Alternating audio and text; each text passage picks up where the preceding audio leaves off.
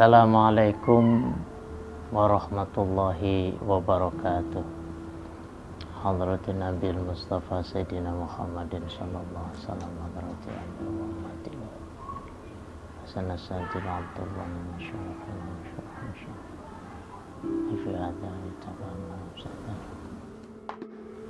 Al-Fatihah. A'udzu billahi minasyaitonir rajim. Bismillahirrahmanirrahim. Alhamdulillahi rabbil alamin arrahmanir rahim maliki yaumiddin. Iyyaka na'budu wa iyyaka nasta'in ihdinas siratal mustaqim siratal ladzina an'amta 'alaihim ghairil maghdubi 'alaihim waladdallin. Amin. Alhamdulillahi rabbil alamin. Wassalatu wassalamu ala asyrafil mursalin Sayyidina wa maulana Muhammadin wa ala alihi wa sahbihi ajma'in. Amma ba'd. Rekan-rekanku sekalian, kita kembali bertemu di channel ini dalam rangka Talabul Ilmi. Maka Fakir di sini membacakan kitab Mukhtarul Ahadis. Barangkali hanya sekedar 3 hadis saja pada pertemuan ini, nanti dilanjutkan pada pertemuan-pertemuan berikutnya. Bismillahirrahmanirrahim. Innallaha, sungguhnya Allah Ta'ala, amaroni bimudaratin nas, memerintahkan kepada kita untuk berbelas kasihan kepada sesama manusia. Bahkan bukan sesama manusia saja, bahkan seluruh makhluk Allah. Lah, dalam hadis ini jelas bahwa puncaknya satu agama itu, ajaran dari agama adalah mudaratin nas. Jadi kasih sayang.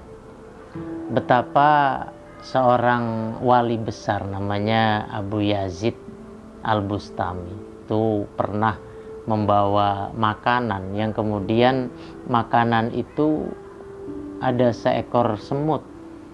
Katakanlah dari Pamahan dia pergi ke Pedurenan begitu. Lah kemudian ya makanan yang udah dibawa ada semutnya yang di Pedurenan ini, akhirnya dia bawa lagi pulang. Saking kasihannya sama semut ini. Pikirannya kalau semut ini di Pedurenan, paling tidak ini semut butuh adaptasi baru sama teman-teman yang belum kenal. Kalau bahasa bocah kampus ospek kali, kudu ospek segala, kudu perkenalan, barangkali dibully sama teman-temannya. Nah, ini mudaratun nas. Kemudian ketika Sunan Bonang itu didorong oleh Sunan Kalijaga yang pada waktu itu belum menjadi anggota Wali Songo, itu terjatuh Sunan Bonang. Kemudian beliau menangis, bukan karena sakit jatuhnya, bukan, atau bukan karena sakit didorongnya oleh Kalijaga, bukan. Akan tapi ketika jatuh itu ternyata ada sehelai rumput yang ikut tercabut dari tanah ketika beliau Sunan Bonang jatuh. Inilah yang membuat kemudian beliau menangis. Padahal kalau kita jumpai di beberapa tempat, kadang orang kalau jalan malah sembarangan, itu apa rambetin, bahasa kasar itu, apa aja diambil. Nah, itu mudaratin nas. Kama amaroni biqamatil faraid, sebagaimana Allah juga memerintahkan kita untuk iqamatil faraid, melaksanakan kewajiban. Ya, posisinya sama, mudaratin nas, berbelas kasihan kepada sesama, seperti halnya iqamatil faraid, melakukan kewajiban. Ya, itu bagian dari kewajiban. Barangkali ketika Rasulullah Shallallahu Alaihi Wasallam itu kan ada kisah, ada hadis ya, untuk ibroh di dalam kaitannya dengan hadis ini, bahwa beliau Rasul kerap disakiti, kemudian juga bahkan diludahi begitu oleh seseorang gitu. Akan tapi ketika orang itu sakit, justru Rasul orang pertama yang menjenguknya sebelum kerabat-kerabat orang itu. Padahal kalau kita pakai teori pergaulan yang kita buat gitu ya, bahasa kita sih, lu jual gua beli begitu. Tapi nggak mengena agama. Bahkan Nabi Isa sampai mengatakan ketika dipukul, ditampar pipi kananmu, maka berikanlah pipi kiri. Sebenarnya yang membuat kita kemudian merasa harus membalas itu karena ego kita. Karena ego. Ya, karena ego. Kita merasa memiliki bahwa nggak pantas bahwa orang seperti saya kemudian dibeginikan. Tetap saja ada sayanya. Ada sayanya. Itu ego. Ya. Rawahu ad-Dailami an Aisyah. Itu hadis pertama. Kemudian yang kedua, Inna Allah Ta'ala, sungguhnya Allah Ta'ala ja'ala ma yakhruju min ibni Adam mathalan lid dunya. Allah menjadikan apa yang keluar dari manusia ini sebagai perumpamaan bagi dunia. Imam Al-Munawi dalam Faidul Qadirnya, yang dimaksud ma yakhruju min ibni Adam, apa yang keluar dari ibnu Adam, manusia, itu adalah ya al-baul, ya kotoran manusia, itu kotoran manusia. Jadi Allah menjadikan perumpamaan dunia itu apa-apa yang keluar dari manusia, menjijikan, ya barang najis. Siapa yang gak jijik coba sekarang? Lah, makanya bahasanya dunia jifah, dunia itu adalah bangkai, kayak bangkai. Begitu. Dunia itu bangkai. Ya. Orang-orang yang suka ngeroyok dunia itu beberapa ekor anjing. Sehingga orang yang boleh dikata cinta dunia begitu, itu ya kilabud dunia, yuk anjing-anjing dunia itu. Asarnya demikian. Apa kita nggak boleh kaya? Boleh, boleh. Para wali itu kaya-kaya. Syekh Abdul Qadir Al-Jilani kaya. Syekh Abil Hasan As-Sadili ya luar biasa malah kaya. Kaya. Nah, yang nggak boleh itu kita merasa memiliki bahwa ini milik kita. Nah, logika terbangun sederhana seperti ada seorang tukang parkir gitu, entah mobil entah motor. Dia kemudian mobilnya banyak, motornya banyak, dan lain sebagainya. Maka ketika yang punya mobil, yang punya motor ini mau ngambil motornya, mestinya tukang parkir nggak perlu marah. Sebab dia cuma dititipi, bukan punya dia. Kalau tukang parkir memang marah, tukang parkir geblek kayaknya. Iya, rada geblek gitu. Ya, nggak ada ceritanya marah, sebab dia dititipi. Jadi memiliki, jadi dia punya, tapi nggak memiliki. Jadi ja'alid dunya tahta aidina, dunia ada di genggaman tangannya. Kemudian wala taj'alid dunya tahta qulubina, jangan jadikan dunia ini berada di dalam hatiku gitu. Ada doa demikian itu. Jadi punya gitu, tapi nggak memiliki. Maka banyak sekali kisah-kisah para aulia itu. Ada orang yang begitu benci terhadap wali ini, kemudian karena bertetangga, satu-satunya obat menurut tabib itu adalah hati kuda yang miripnya begini-begini. Lah, ternyata yang memiliki itu adalah seorang wali ini. Padahal ini adalah orang yang paling dia benci, yang tiap hari dikata. Akhirnya dia memberanikan diri datang ke situ untuk memohon itu. Dan kuda yang model begitu mahalnya minta ampun. Jadi kuda putih yang ininya ada pas kepala itu ada hitamnya. Mahalnya minta ampun. Kalau sekarang ya Lamborghini lah begitu. Maka ketika diminta obatnya satu-satunya adalah hati kuda itu, maka yang punya kuda, yang wali ini ya langsung bilang, ya ada di belakang. Ada, iya silakan. Jadi ya kita buru-buru Lamborghini nih. Iya kan gitu. Namanya entok nggak pulang 2 hari juga kan gitu.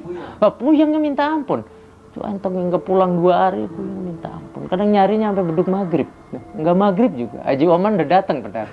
Gitu kira-kira. DKM-nya udah nyapuin musola. Gitu. Kita ngedeluk kayak bahasa orang Pawahan begitu. Kita masih nyariin entok aja. Ya itu tadi bahwa dunia ini ternyata ada di hati. Ada di hati. Dan hadis kedua itu Rawahul Baihaqi. Hadis ketiga ini yang penutup terakhir. Innallaha ta'ala jawadun yuhibbul juda. Allah itu zat yang senang, yang suka dengan kedermawanan. Jawad. Bahasa kita loyal lah. Kedermawan, senang. Allah senang begitu. Nah, karena tadi suruh nyinggung-nyinggung masalah maulid, ya kita bahas maulid umpamanya. Maka Imam Yafi dalam I'anatu Thalibin, yaitu komentarnya Fathul Mu'in mengatakan begini. Man jama ikhwanan wa hayya at-ta'am li maulidin nabi hasyarallahu yaumal qiyamah masidikin wa syuhada wa sholihin. Orang yang mau mengumpulkan banyak orang, ikhwan, jamaah dan lain sebagainya. Wajama atau aman, terus dia mengumpulkan makanan. Limaulidin Nabi, karena untuk dibacakannya maulid di situ, begitu. Maka di hari kiamat kelak, dia akan dikumpulkan bareng-bareng dengan para syuhada, orang-orang mati syahid, wassolihin, orang-orang soleh. Loh, kita ini nggak soleh-soleh, soleh apanya? Coba. Model kayak kita ini, apanya yang soleh? Dibilang akhlakul karimah ya enggak. Ahli ibadah apalagi? Ahli ibadah apalagi? Nah, satu-satunya yang bisa kita lakukan, kita mencintai orang soleh, udah gitu doang. Ya begitu. Bahkan Imam Syafi'i mengatakan walastu minhum. Saya senang sama orang-orang soleh. Walastu minhum, tapi saya bukan bagian dari mereka. Ya. Barangkali dengan mencintai orang soleh itu, kita kecipratan baiknya. Begitu. Karena orang itu nanti di surga ma'aman ahabbah, bersama dengan yang dicintai, yang disukai. Enggak soleh apanya model kita? Ahli ibadah ya bukan. Kali kayak Nabi yang sholat tahajudnya kaki pada bengkak, kita boro-boro bengkak. Main bola. Oh ya main bola, asam urat kali ya. Dan itu perintah. Atau punya perilaku kesalehan yang di atas rata-rata seperti Rasul, itu ya enggak. Boro-boro kita diludahin senyum, gitu. Kejeblok ngasah bendok orangnya. Iya, kejeblok ngasah bendok. Apanya? Cuma mencintai orang soleh gitu saja. Jadi yang mau berbuat demikian, begitu. Ini mah Allah akan dikumpulkan bareng-bareng orang soleh di hari kiamat. Bahkan Imam Suyuti itu sampai menyatakan begini. Ma min baitin quri'a fihi maulidun nabi. Tidak ada satu ruangan, rumah yang kemudian dibacakan maulid nabi illa hafatil malaikah alaih. Kecuali malaikat akan mengitari rumah itu. Itu maulid. Maka jangan pelit-pelit. Ya ada orang assalamualaikum minta proposal, udah satsut-satsut baik. Wah, proposal lagi aja. Duit mulu, asal maulidku duit, asal maulid duit. Mestinya mindsetnya kita rubah, kita ganti. Alhamdulillah, gitu. Gara-gara dia datang, akhirnya kan saya jadi sedekah. Coba kalau dia nggak datang, bisa nggak kita sedekah? Nggak dapat pahala kita. Kan gara-gara dia. Terus kemudian kita bisa sedekah. Tapi keluar duit terus Ustaz. Begitu. Lah iya, keluar duit. Dah. Mestinya kita pikirnya kita ganti, berubah. Jangan begitu gitu. Jadi, ya Allah, murahkan rezeki saya, mudahkan urusan saya, biar saya rezekinya gampang. Akhirnya bisa ngasih orang. Coba, kalau kita mau tanya sama per individu, lebih bangga mana? Jadi orang yang ngasih apa dikasih? Yang ngasih, yang memberi. Bahkan kisah kedermawan para sahabat Rasul, itu ada yang enggak punya aja dibela-belain. Dibela-belain. Wah, jadi ketika perang Khandaq kalau nggak salah begitu. Saya lupa perangnya itu. Jadi Nabi kedatangan tamu. Kira-kira siapa yang mau menjamu tamunya Nabi? Wah, ada yang tunjuk tangan, saya bawa ke rumah saya, Rasul bawa. Ketika nyampe rumahnya, apa kata istrinya? Lah siapa itu bang? Bahasa kita begitu. Siapa itu? Tamunya Nabi. Ada lauk apa? Lo kagak ada apa-apa. Mana ada dencis doang. Bahasa dencis. Orang dulu nyebutnya dencis. Ya orang dulu nyebutnya karena merek pertama itu dencis. Ada dencis doang tuh. Sama mie. Mie-nya gue kagak ada minyaknya rumahnya. Orang mie bansos kan gak ada minyak kemarin rumahnya. Yang kita gue dapet gak ada minyaknya, mie-nya gak ada minyak. Lah itu akhirnya bagaimana ini tamu Nabi, malu kadung dibawa kemari. Akhirnya lampunya dimatiin, lampunya. Ya udah sekarang begini, ambilnya piring. Udah lampunya kita mati. Ini dia sendokin makanan. Roti udah apalah gitu. Arab makannya roti, gandum segala macem gitu. Wah, ada pecel, nasi uduk kagak. Lah, akhirnya lampu dimatiin. Lah terus ini tuan rumahnya cuma bunyi-bunyiin piring doang untuk ngundang biar kedengeran makan. Sampai begitunya ngebelain untuk memberi. Kita ngebelain buat nyumpetin loh. Kalau bisa diumpetin. Maka rezeki itu aliran air. Ketika kita berani membayar karcis Ancol dengan harga yang sekian ratus umpamanya, kita berani tur dengan sekian ratus ribu, akhirnya kenapa kita jadi takut ngeluarin uang 50.000 buat maulid? Begitu. Padahal gara-gara Nabi kita tahu Allah, gara-gara Nabi kita jadi Islam. Andai kata nggak ada Nabi begitu, barangkali kita masih nyembah berhala, barangkali kita masih Hindu, masih Buddha. Kan gara-gara Nabi. Said Muhammad sampai mengatakan begini kaitannya dengan maulid. La yasihu lil akil. Tidak pantas orang yang berakal ayas ala limada tahtafil. Kenapa kita harus melakukan maulid segala? Buat apa? Menguras tenaga, ya menguras uang juga, dan lain sebagainya. Li'annahu ka'annahu yakul. Karena seakan-akan dia mengatakan limadza tafrahuna bin nabi. Kenapa kita harus senang dengan kelahiran Nabi? Lah ini pertanyaan konyol. Sebab orang yang mempertanyakan kenapa maulid, itu sama saja dia mempertanyakan kenapa kita harus senang dengan Nabi lahir. Lah, kita wajib senang dengan Nabi lahir. Sebab apa? Karena Nabi kita tahu Allah. Karena Nabi kita akhirnya jadi Islam kayak begini. Umpamalah ada orang yang punya anak. Anaknya lahir. Senang gak dia kira-kira? Senang. Maka ketika dia boleh senang terhadap anaknya lahir, kenapa senang sama Nabi jadi nggak boleh?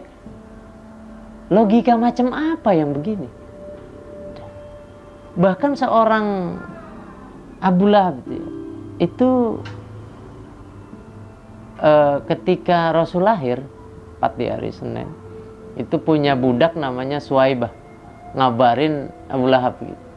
Kalau bahasa kita mang gitu ya. Itu Aminah lahiran, seneng dia, seneng. wah punya ponakan ya, punya ponakan, senang.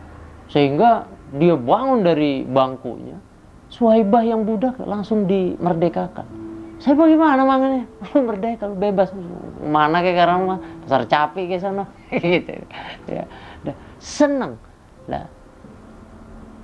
Akhirnya menjelang Rasul dewasa, ini justru jadi musuhnya. Musuhnya.